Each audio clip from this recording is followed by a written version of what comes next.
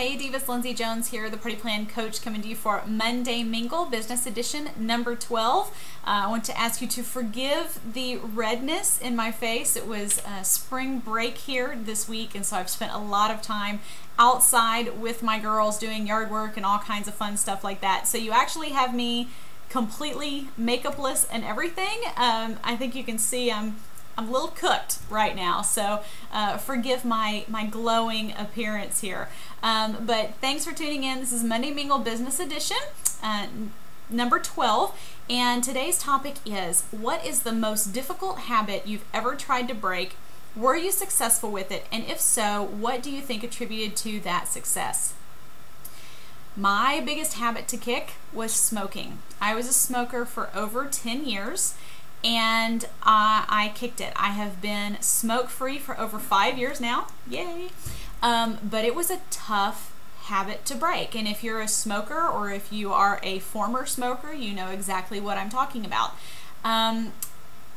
Was I successful? Yes. What did I think attributed to it? You know, I actually enjoyed the act of smoking. Like, it wasn't just the nicotine or whatever for me. I actually enjoyed the act of smoking.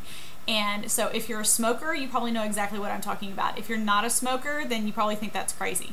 But I think what attributed to my success, well, let me say, you know, there was a musician who said that quitting smoking was easy. He had done it 100 times. And I think that, you know, any smoker knows, we say all the time, I'm going to quit, I'm going to quit, I'm going to quit on Monday, I'm not going to smoke past Sunday, I'm going to quit as soon as this pack is over, I'm going to quit after this carton, I'm going to, you know, whatever.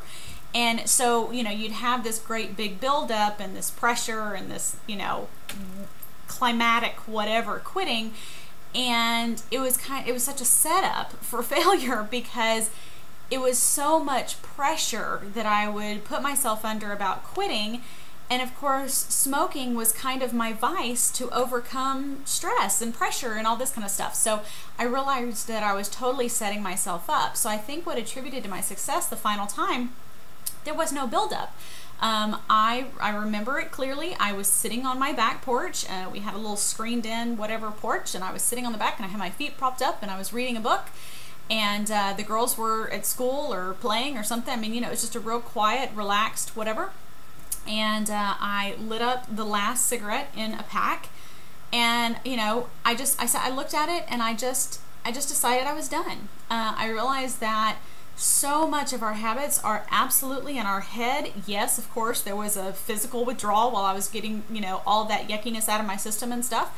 But it was all about the head game. It was all about making the conscious decision that absolutely nothing was going to get in my way, that I was just done.